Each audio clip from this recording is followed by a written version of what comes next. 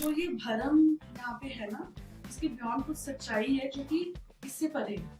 चाहे वो म्यूजिक के थ्रू जग जाए, चाहे वो फिर कुछ आप देख रहे हो और आपकी सोल एकदम जग रही है, तो सोल को तो सिर्फ परमात्मा ही चाहिए, उसको नहीं चाहिए कोई और। और ये सर्टन है कि द मोमेंट हम परमात्मा को एक्सपीरियंस करना शुरू कर दें, तो उस टाइम पे से जितनी भी ये प्रॉब्लम्स हैं, एंजाइटी, डिप्रेशन, दुखी हो गया, ये सब चली जाती है। ठीक है, हम अगर संत कहते हैं कि काम को लो, अहंकार पे काबू करो, तो जितने भी रिलीजियस लीडर है इनमें तो मुझे नहीं दिख रहा वो कंट्रोल है ही नहीं, तो सब वही जिंदगी जी रहे हैं। तो फिर सच कहाँ है? जब वो मोमेंट आती है ना गुस्से की या किसी के लिए हल्के से भी द्वेष की, तो समझ आता है कि अभी नहीं परमात्मा के पास नहीं है। बाबा बुल्ले शाह कह रहे हैं, मंदिर टादे, मस्जिद टादे जो कुछ कहता है, पर किसी का दिल ना टावे, रब दिलां च रहिंदा। Welcome to another episode of Hopeful Talk. Hope in Action में आज हमारे साथ है Ragini Devi ji. Hi Ragini ma'am. Hello, आप कैसी हो? बिल्कुल ठीक हूँ, बिल्कुल बढ़िया। I am so glad that you have joined us today. Same here. And do you have anything that you would like to tell our audience about yourself? आप कौन है, आप क्या करती हैं, how you would like to introduce yourself? मेरा नाम रागिनी रेनू है, मैं एक सूफी भक्ति गायिका हूँ। मैं गुरबानी भी गाती हूँ और मतलब मुझे जो बहुत पसंद है गाना, स्पिरिचुअल जो संतों का वाणी है, वो गाना मुझे बहुत अच्छा लगता है। और मैं परफॉर्मर हूँ, परफॉर्म करती हूँ। ओके, तो आप कितने साल से म्यूजिक कर रही हैं अभी? मैं बहुत छोटी थी। मेरा जन्म एक म्यूजिकल फैमिली में हुआ है। मेरे पेरेंट्स जो थे वो मेरे फादर जो थे वो सितारिस्ट थे, मेरी मदर लेक्चरर थी म्यूजिक की। और क्योंकि उस माहौल में मैं थी तो I was like born in that whole thing, music. But मैंने जैसे कहो ना कि आप होश संभालते हो, जब कि आपको थोड़ा सा सुनना शुरू होता है, तो मुझे याद है कि मैंने एक सितार सुना था रेडियो पे, पर मैंने जैसे ही वो सुना तो मुझे पता था कि कुछ और ही है, मतलब मुझे ऐसा दिल कर रहा था कि खत्म ही ना हो। मुझे तभी पता था कि this is something which I have and I want.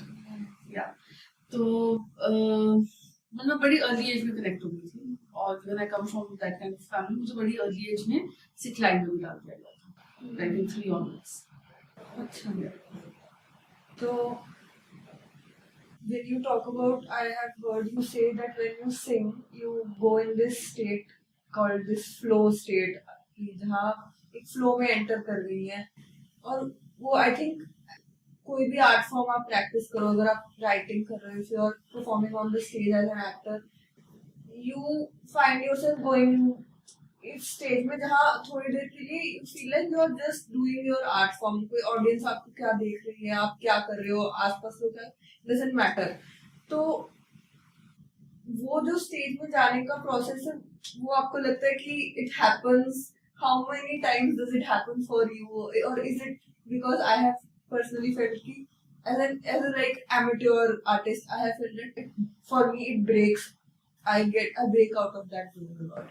तो उस जोन में तब आई थिंक वो बहुत प्योर सी चीज है, तो वो अचीव कर पाना है, वो तो बहुत अच्छी चीज है। तो आपका उसके साथ क्या वो रिलेशनशिप है, फ्लो स्टेट?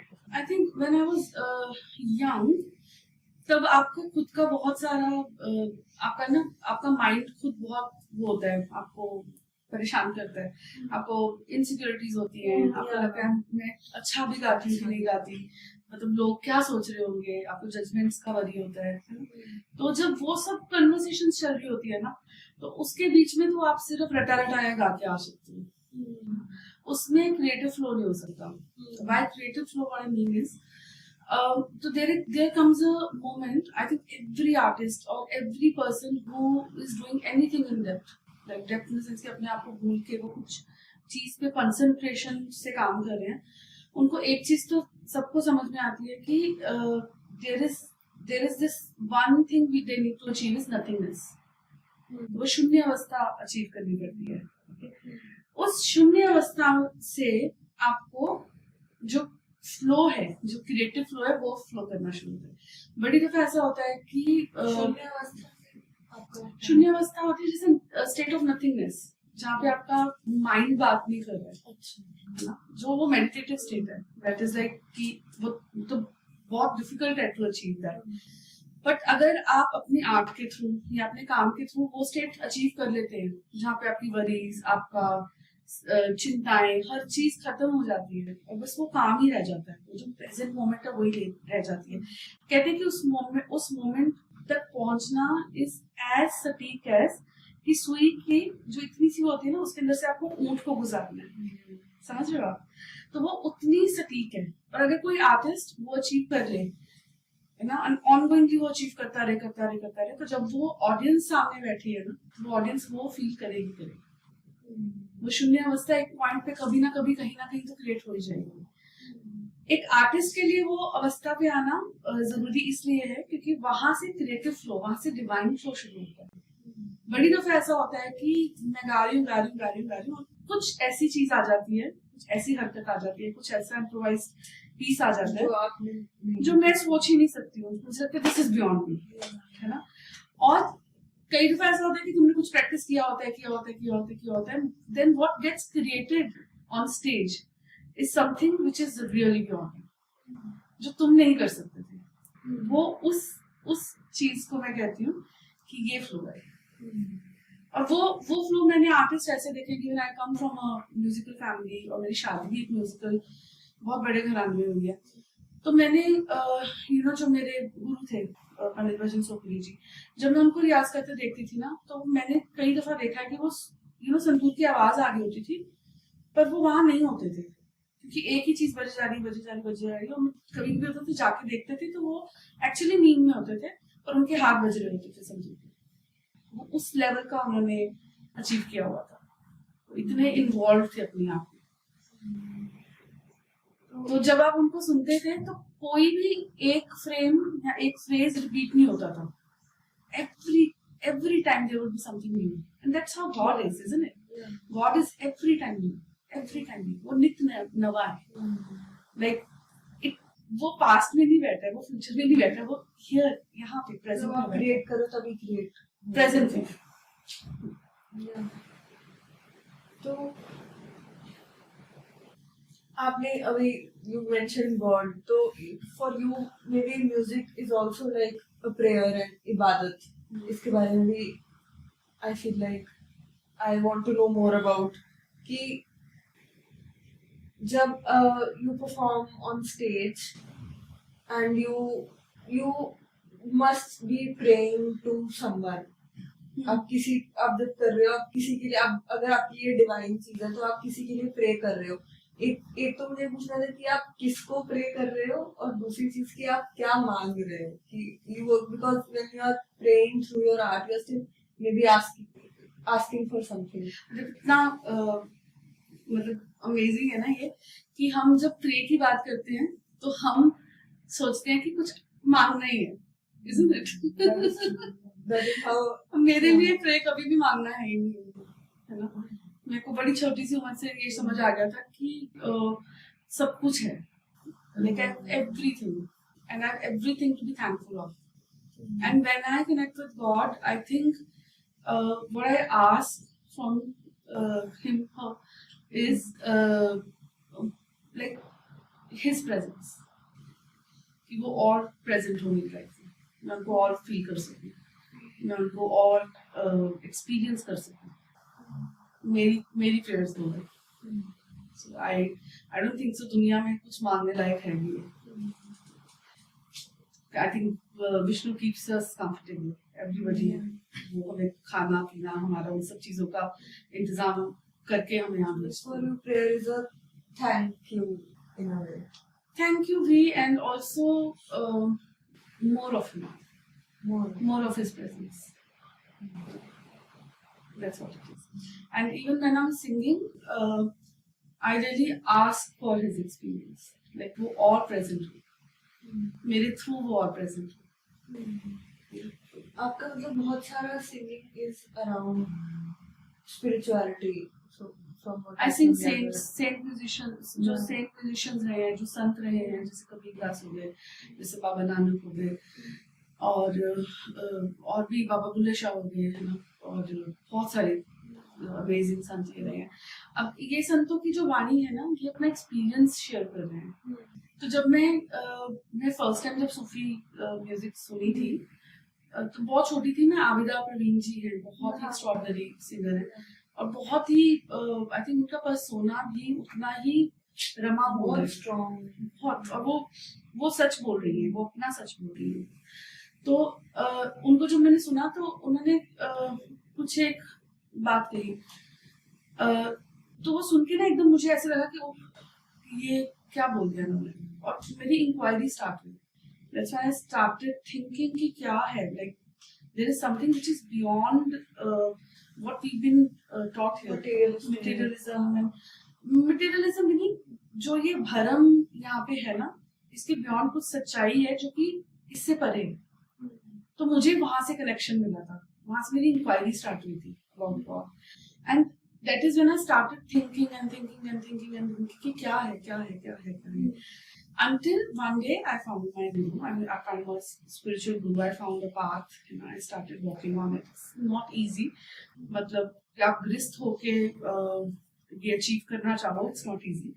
But हाँ, at least I'm on the path. At least I have something to work on.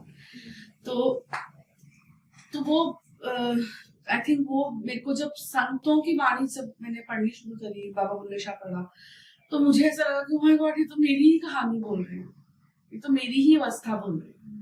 तो मुझे बहुत डीपली ऐसा लगा कि मेरे गुरु जी को भी, जो मेरे म्यूजिक के गुरु थे पंडित अर्जुन चौधरी जी, उनको भी यही लगा कि this is what you are feeling right now, this is what you should share. तुम अगर अपने गाने में इसको उतारोगी तो वो सच्चाई होगी, वो सच होगा। तो उनका बहुत सारा कॉन्ट्रीब्यूशन था इसमें, और उनके कॉन्ट्रीब्यूशन के साथ I would go on this path कि मैं म्यूजिक और अपने एक्सपीरियंस को अलाइन कर।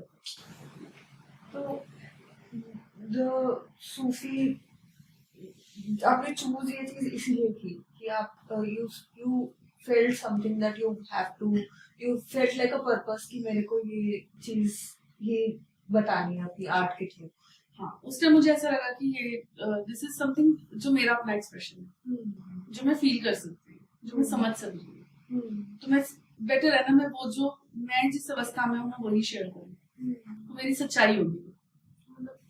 आर्ट आपको बहुत ऐसे इमोशनल फील कराता है जनरली।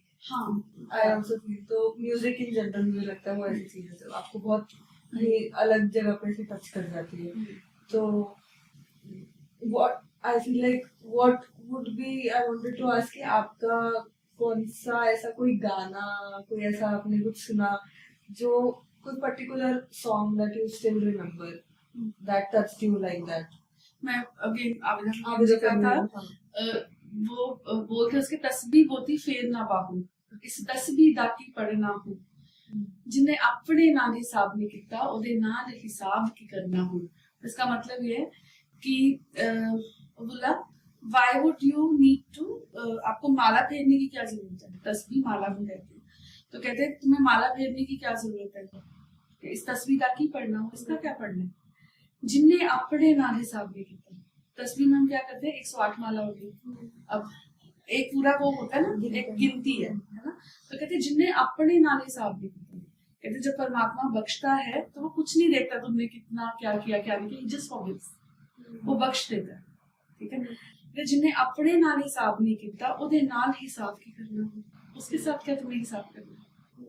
तो जब मैंने ये बात सुनी, इसके पहले मैं I am born in a family जहाँ पे हम माला करते थे, सुबह 3 बजे उठ के मैं अपना 5 माला करती थी दिन की। तो मुझे लगा कि अरे मैं क्या कर रही हूँ मतलब नॉट दैट कि एनीथिंग रॉन्ग अबाउट इट, पर मुझे ये समझ में आया कि इसके बियॉन्ड भी कुछ और हो सकता है, इसके बियॉन्ड भी परमात्मा कुछ और हो सकती है चीज।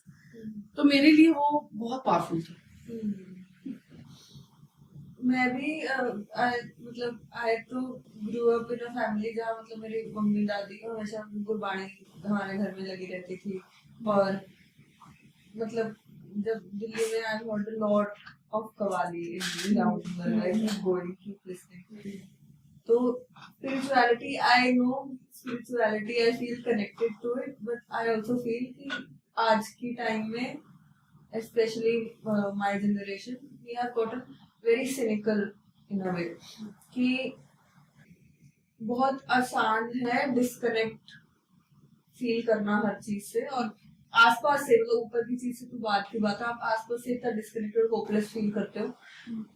तो अगर आप as a person who is so understands it, how do you like translate it for someone like me और पीपल माय एज, कि जिनको स्पिरिचुअलिटी तक कभी रीच भी नहीं है, उनको पता ही नहीं क्या होता है, उनके लिए आप what do you think? I think मुझे पूछोगे तो बड़े हद तक तो ये कार्मिक भी होता ही है कि आप कौन सी स्टेट से शुरू करोगे। दूसरा, as human beings I don't think so हम में से कोई एक भी है जिसकी ये चाह नहीं है, क्योंकि अगर होता क्या है कि हमारा माइंड बहुत हावी होता है, तो जो भी आप बात करें वो माइंड की बातें हैं, बट द मोमेंट आपको कोई मिल जाए और आपकी सोल हल्की सी जग जाए, चाहे वो म्यूजिक के थ्रू जग जाए, चाहे वो कुछ आप देख रहे हो और आपकी सोल एकदम जग गई है, तो सोल को तो सिर्फ परमात्मा ही चाहिए, उसको नहीं चाहिए कोई और, उसको वही चाहिए। और जब तक उसको वो पूर्ण रूप में नहीं मिलेगा, वो उसकी तकलीफ रहेगी रहेगी। तो ये जो खालीपन आप जिसकी बात कर रहे हैं ना, जो हम हमारी जनरेशन या हम लोग फील करते हैं, दैट इज बिकॉज जो अचीव करने आए हो वो अचीव नहीं होता है ना। वो हम सबका हक है, क्योंकि हम सब उसी की बूंदे हैं, है ना। अगर हम सब उसी की बूंदे हैं तो उस तक जाना हम सबका हक है, उस तक एक्सेस होना हम सबका हक है। पर ये सर्टन है कि द मोमेंट हम परमात्मा को एक्सपीरियंस करना शुरू कर देते हैं, हमारा वो डोर खुल जाता है और हम उसका एक आदान प्रदान रहता है, हम उसको एक्सपीरियंस करते हैं। तो उस टाइम पे से जितनी भी ये प्रॉब्लम्स हैं, एंजाइटी, डिप्रेशन, मैं दुखी हो गया, ये सब चली जाती है, बिकॉज वो रहेगा ही तभी तुम्हारे पास जब तुम एकदम खाली होगे, जब तुम एकदम शून्य में होगे, जब तुम मजे में होगे। You can not be around anything which is negative, ऐसा मतलब मेरे एक्सपीरियंस में ऐसा है। और आई थिंक ऐसा नहीं है कि यूथ नहीं जा रहा है मतलब टुवर्ड्स स्पिरिचुअलिटी। जैसे मैं देखती हूँ, रील्स भी देखती हूँ, ये भी देखती हूँ, बहुत सारा यूथ है जो साधनाओं की ओर भी चल रहा है, जो कि ढूंढ रहा है। हम सबका इंडियन नेचर है, सबको चाहिए, आपको भी चाहिए। आप भी जब अकेले बैठे होगे, लाइक यू वुड अगर आप डीप जाओगे आप वहीं पहुंचोगे, क्योंकि हमारा नेचर है, यही चाहिए। तो एज अ आर्टिस्ट हु जिनका बहुत सारा टाइम इसी चीज में, इसी साधना में जाता है, lot of it feels like it's a बहुत लोनली प्रैक्टिस, मतलब lonely in a way, solitary, may be not lonely, solitary, अकेले। हाँ, दोनों में बहुत फर्क है। हाँ, सॉरी, तो सॉलिटरी प्रैक्टिस है। तो उसमें मेरे को पूछना था कि अगर आप किसी भी चीज आर्ट फॉर्म की प्रैक्टिस कर रहे हो, इट और यू आर जस्ट वेटिंग कि समवन डिस्कवर्स यू, और यू आप एकदम से पीपल नोटिस कि आप बहुत टैलेंटेड हो और आपका लाइफ एकदम से बन जाए, तो वो चीज, that whole waiting period, have you gone through that, or like was it like, how was it lonely for you? मेरी लाइफ में बहुत अलग रही है। जब मैं आई थी मैं जम्मू से हूँ, तो जब मैं जम्मू से दिल्ली आई थी तो मेरे बहुत सारे सपने थे। तो मेरा सपना ये था कि बस मुझे थोड़ा सा ट्रेनिंग लेना है, थोड़ा गजल सीखूंगी, then I'll go to Bombay and then I'll make it big in the film industry because I have a beautiful tone of voice। तो मेरा बस यही क्लियर था करना। हाँ, उसके बाद तो फिर सब कुछ अच्छा ही अच्छा होगा, ऐसे मैंने सोचा था अपनी लाइफ में, पर लाइफ में ऐसे टर्न नहीं लिया। तो जब मैं दिल्ली आई, मैंने दिल्ली यूनिवर्सिटी में थी, तो मेरा स्टडीज शुरू हुई, तो मैं इंग्लिश ऑनर्स कर रही थी। तो जब इंग्लिश ऑनर्स कर रही थी तो लिटरेचर पढ़ती थी, तो पहले तो वो लिटरेचर जो था वो इतना डीप था, तो यू कैन अंडरस्टैंड ना, तो वो बहुत डीप है, वो तुम्हें कहीं ना कहीं हिला देता है ना। और एक पॉइंट ऐसा आया कि मैं सच में जिसको कहते हैं ना, आप एब्सर्ड, जो एब्सर्डिटी ऑफ लाइफ है, आप वहां तक पहुंच जाते हो, लाइक आप एग्जिस्टेंशियल बहुत छोटी उम्र में मिल जाते हैं, बहुत जल्दी। तो जब मुझे वो मिला तो फिर तो मैं क्वेश्चन कर रही थी कि सच क्या है भाई, मतलब रिलीजन में तो मुझे सच दिख नहीं रहा, ठीक है। हम अगर संत कहते हैं कि काम क्रोध लोभ मोह अहंकार पे काबू करो, तो जितने भी रिलीजियस लीडर है इनमें तो मुझे नहीं दिख रहा वो कंट्रोल है ही नहीं है, तो सब वही जिंदगी जी रहे हैं। तो फिर सच कहाँ है, परमात्मा है भी है कि नहीं है। 20 की एज तक तो मैं पागल हो रही थी कि सच ढूंढना है, सच ढूंढना है। फिर जब मुझे मेरे गुरु मिले, जब मुझे मेरे स्पिरिचुअल गुरु मिले, तो तब वो मेरे को जब उन्होंने इनिशिएट किया, तो मुझे एक्सपीरियंस जब हुआ, तो फिर मुझे पता लगा कि नहीं परमात्मा वो जो एक्सपीरियंस था वो फिर लाइफ लॉन्ग एक एक्सपीरियंस है मेरे पास, है ना। तो हम क्या पूछ रहे थे किस बात पे? मैंने आपसे पूछा था कि ये जर्नी लोनली रहा था आपके लिए, डिस्कवर हुआ तो फिर ये मिल गए, फिर वो गॉड एक्सपीरियंस था, तो वो इतना ज्यादा था कि मेरे को और कुछ सूझ ही नहीं रहा था। मतलब मेरे को ऐसा लगा कि म्यूजिक भी पैमाना है, म्यूजिक में भी कुछ नहीं रखा ना। तो पर somehow मैंने म्यूजिक छोड़ा नहीं कभी भी, तो वो मेरी लाइफ का बहुत इंपॉर्टेंट पार्ट रहा। रियाजत वगैरह वो डिसिप्लिन था जो मैं बचपन से फॉलो कर रही थी, तो मैं वो कर ही रही थी, उसमें कुछ चेंज नहीं आया। आई थिंक 22-23 की एज से मुझे अच्छी परफॉर्मेंसेस मिलना शुरू हो गई थी। 23 की एज से, और मुझे अच्छी मतलब पब्लिसिटी, अच्छे इंटरव्यूज वगैरह सब कुछ मिलना शुरू हो गया था।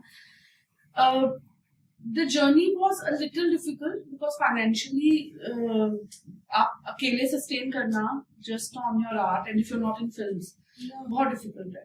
आजकल सीन बहुत अलग है, आजकल आपका सोशल मीडिया है, आप अपने सोशल मीडिया के थ्रू अपने आप को प्रमोट करते हो। उस टाइम पे you are waiting for somebody जो पता नहीं कौन आने वाला है जिंदगी में, जो हमें कोई एल्बम बन जाएगी, ये हो जाएगा, वो हो जाएगा तो अच्छा हो जाएगा।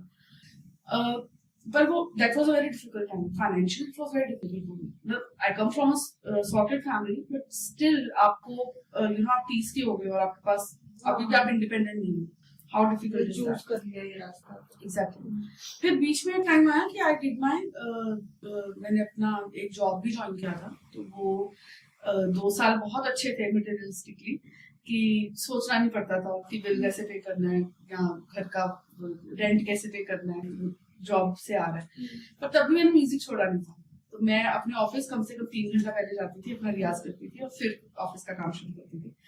तो 2 साल के बाद फिर मुझे ऐसा लगा कि मैं जस्टिस नहीं कर रही अपने म्यूजिक के साथ, I need to be fully music में। That is when I decided to go to Bombay. मैं कुछ 7 साल के लिए बॉम्बे में थी, ठीक है, और बॉम्बे में nothing works for me, nothing works for मी।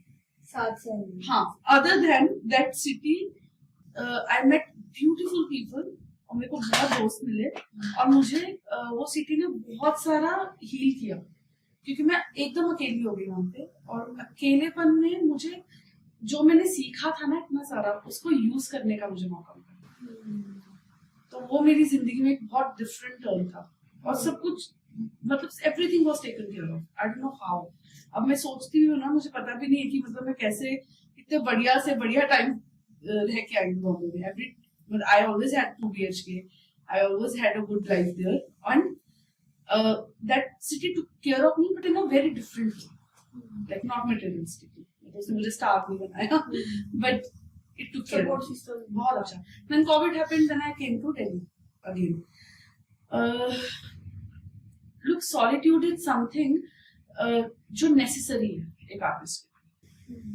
मतलब आपको ये नहीं है कि और आप जितना आप अपनी आर्ट में डीप जाओगे उतना ये बढ़ता जाएगा और उतनी आपको इसकी जरूरत होगी। एक स्टेज ऐसा आ जाता है कि आपके आसपास सब होते हैं पर आप अपने आप में एयर कंडीशन है एंड यू लव दैट। आपको अपने आप के साथ होना आ जाता है और आपको अपने आप के साथ होने में सब कुछ मिलता है। वो स्टेट आनी बहुत जरूरी है, अदरवाइज आप अचीव ही नहीं कर पाएंगे, आप डीप ही नहीं जा पाएंगे, है ना। मतलब लोगों का साथ बहुत जरूरी है, मैं नहीं कहती कि लोगों का साथ जरूरी नहीं है, बट अगर आप अपने आप के साथ पूरे हैं तो आप दूसरों के साथ भी फिर पूरे हो सकते हैं। फिर आप उनको you can listen to them better, you can feel for them better, आप उनके साथ एम्पैथी फील कर सकते हो। आई थिंक वो एक चीज है जो आपको आर्ट देती है। Another thing I wanted to ask was कि सूफी म्यूजिक बहुत सारा मुझे ऐसे लगता है कि it's about love और इश्क, ये चीजें is a very major part of the theme when the ishq is with God or with some other thing. तो उस चीज के around if you have like when you sing, like what is your, I wanted to ask you what is your मायना of love in a way कि इश्क आपके लिए क्या मीन करता है? What do you, when you listen to this word, तो आपके दिमाग में क्या आता है? So, okay, परमात्मा इश्क है और कुछ नहीं है। वो जो सबसे एक्स्ट्रॉर्डिनरी तत्व है ना परमात्मा को, वो इश्क है। और अगर हम उसको पा सकते हैं ना, तो हम उसको सिर्फ इश्क से पा सकते हैं। बाकी हमें कोई काबिलियत नहीं है इस एक वर्ड के अलावा। मतलब अगर आप सोचो कि मैं इतने घंटे में बैठ जाऊंगा, मेडिटेट कर लूंगा और मुझे परमात्मा मिलेंगे, नहीं, हमारी औकात ही नहीं है। ठीक है, हमारी सिर्फ इतनी सी औकात है कि हम उसको प्यार कर सकते हैं और सिर्फ प्यार से ही वो खिंच सकते हैं। और वही आई थिंक मेरे को जितना समझ में आता है स्पिरिचुअलिटी, वही वे, वही तरीका। और उसको प्यार करने का क्या तरीका कि आप कन कन से प्यार कर सकें। जब मुझे किसी के ऊपर गुस्सा आता है ना, लाइक ऐसा नहीं कि नहीं आता, वो आता है, मतलब एवरी टाइम जब जैसे दिमाग में कुछ ऐसा आता है ना किसी के लिए, तो होने के बाद अभी एटलीस्ट इतना हो गया कि मुंह से नहीं निकलता, सिर्फ दिमाग में ही आता है। तो जब वो मोमेंट आती है ना गुस्से की या किसी के लिए हल्के से भी द्वेष की, तो समझ आता है कि अभी नहीं परमात्मा के पास भी है, क्योंकि अभी भी मैं उसकी रचना को वो जैसी है वैसे प्यार नहीं कर पा रही।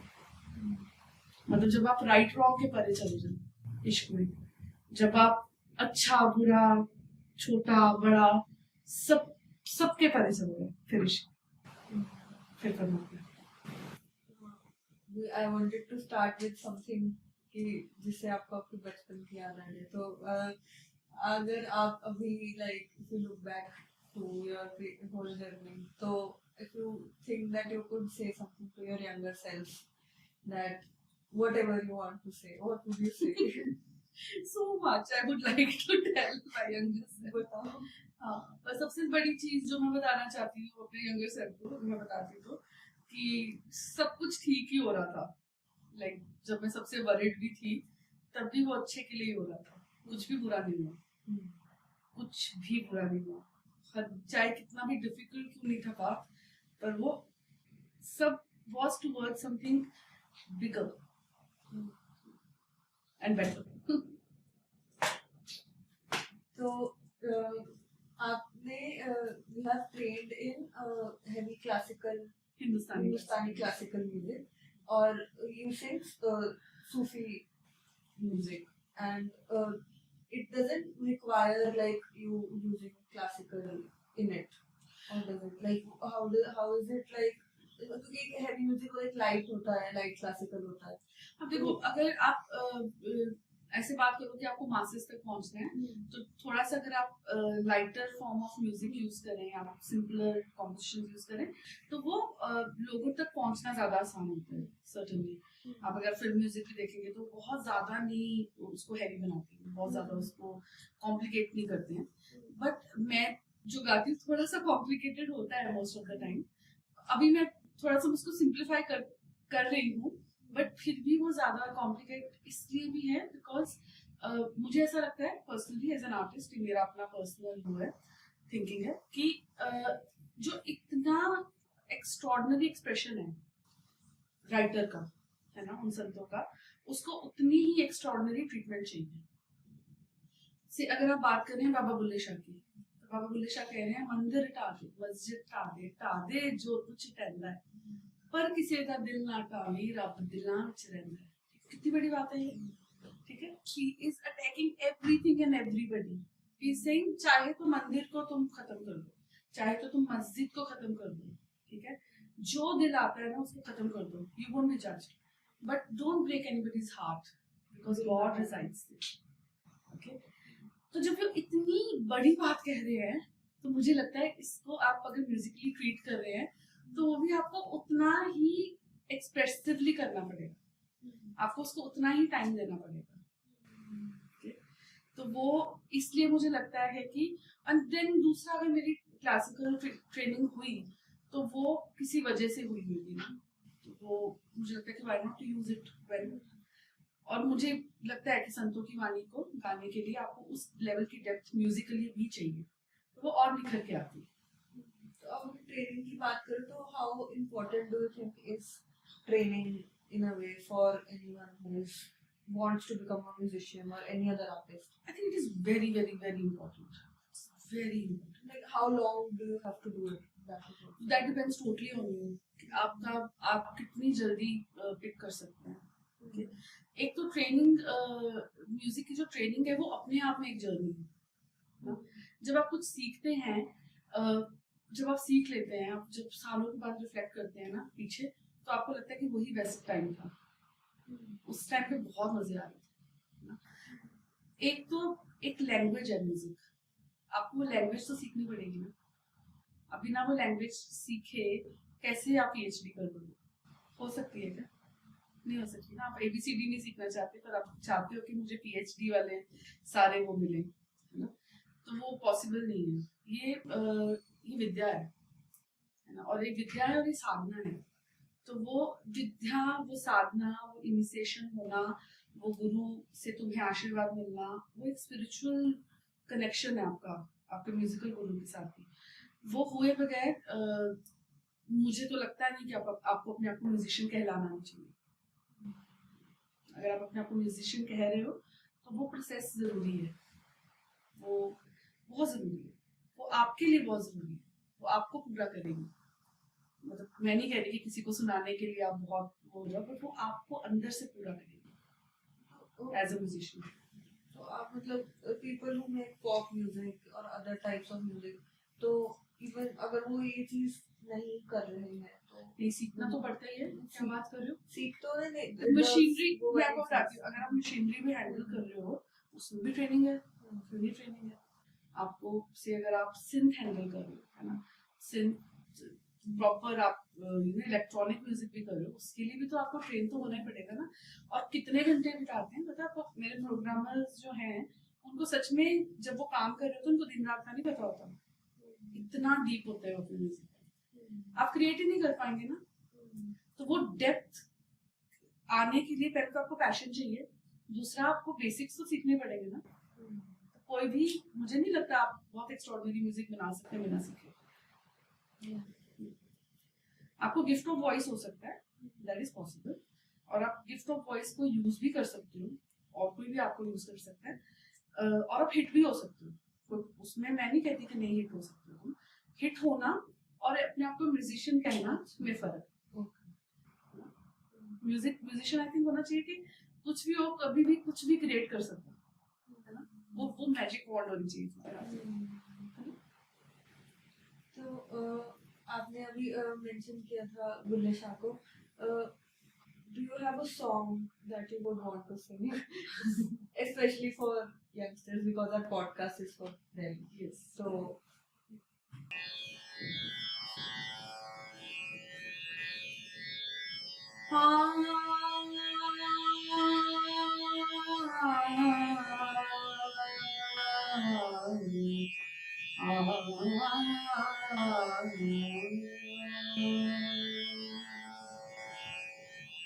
मंदिर ढांढे मस्जिद ढांढे तागे जो कुछ कहंदा, मंदिर ढांढे मस्जिद ढांढे ते तागे जो कुछ कहंदा, पर किसे दा दिल ना टावी रब दिलां विच रहिंदा। मिट्टी दा ताबूत बना के ते विच वण बैठा ते आपे थियां आपे पुत्तर ते आपे बने मां पे। बुले शाह सब कुदरत रब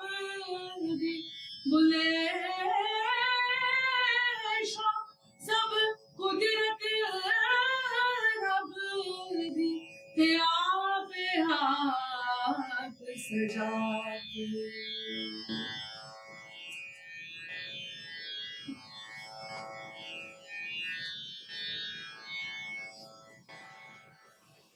मैंने समझ ही आया.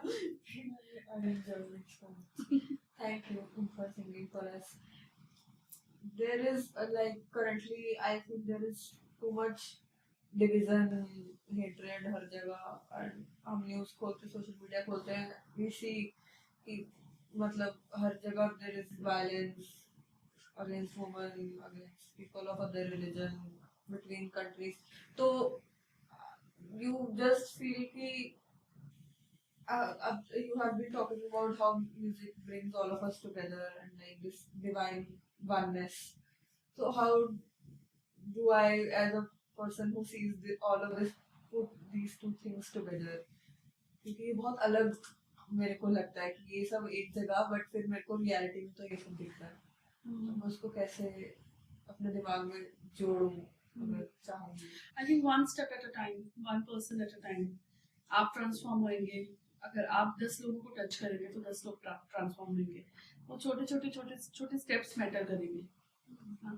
तो जब मैं छोटी थी, जब कॉलेज में थी, तो मेरे एक टीचर थे, प्रोफेसर थे, और वो एक दफा हमसे पूछ रहे थे कि आर्ट क्या है, व्हाट इज आर्ट. तो आर्ट का पर्पस क्या है, and what actually distinguishes an artist from a craftsman, a musician from an artist. समझ रहे हैं? तो दो अलग अलग लोग हैं. तो उन्होंने कहा कि हम सब ने बड़ी अटकटियां लगाई और हम में से किसी ने भी आंसर नहीं दिया, तो आसपास नहीं आंसर दिया. देन ही सेड कि जो एक आर्टिस्ट है ना, उसका पर्पस है.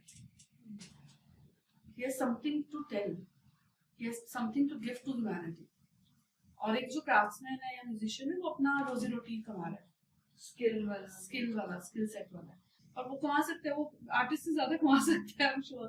बट आर्टिस्ट का काम है to give something to the planet. तो आप, अगर हम सब लोग अपना छोटा छोटा पर्पस, अगर हम फील करते हैं कि वननेस जरूरी है, अगर हमें समझ आ गई है कि जो परमात्मा है वो एक है, जो परमात्मा है वो हम सब में है ना, अच्छा बुरा गुड बैड इसके बियॉन्ड है, अगर हमें वो समझ आ गई है, तो हम बस इंटेंशन रख सकते हैं कि हम जिसको भी टच करें उसको थोड़ा सा हम ये दे सके. जब आप थिएटर करती हैं, तो आप जब थिएटर करती हैं, तो आप वहां पे जब प्ले करती हैं, तो आप कुछ दे रही है ना, you are at a pedestal. तो जब आप म्यूजिशियन हैं या जब आप कुछ भी कर रहे हैं अपनी लाइफ में, जब आप एक पेडेस्टल पे हैं, तो आपको समझना है कि आप इतने लोगों को टच कर रहे हैं, जितने लोग आपको सुन रहे हैं वो आपको टच मैटर करते हैं. या तो आप जिनको भी टच कर रहे हैं उनको आप वो दीजिए जो सच है. और सच तो यही है कि हम सब में किसी में फर्क नहीं है. फर्क बहुत पैमाने हैं, बहुत छोटी बातें हैं. My responsibility है, सबकी responsibility, and small steps and one step at a time. आपको कुछ चला गया. मुझे लगा तो मेरी बातें सुन के रो रही. तो अभी तक आपने जो भी बताया उसमें से, if the youth who is watching it this needs to take away something back home, तो वो क्या चीजें होंगी, 3 पॉइंट्स जो आपको लगता है जरूरी है? पहले तो I think they should dive deep. वो जो भी करें, साइंस करें, मैथ्स करें, they should actually dive deep. Shallow नहीं तैरना, क्योंकि वो आपके लिए भी अच्छा है. आप डेप्थ में जाएंगे, कहते हैं detailing, God is in detailing, तो वैसा है. और दूसरी चीज, आई थिंक गॉड एक्सपीरियंस है ना, वो हम सबका हक है. उसको नकार के या उसको छोटा मान के या उसको कहना कि वो है नहीं है, वो उससे वो नहीं, ऐसा नहीं होगा. तो वो हम सबका हक है और हम सबको चाहिए. मतलब वो मिल जाए तो खुशी है, वो मिल जाए तो पीस है, और पीस ऑफ माइंड हम सबको चाहिए. और तीसरा, जितनी भी दुनिया में ये बातें हैं कि हम अलग हैं, वो सब झूठी है. हम सब एक हैं, हमें फर्क नहीं है, हम एक के बच्चे.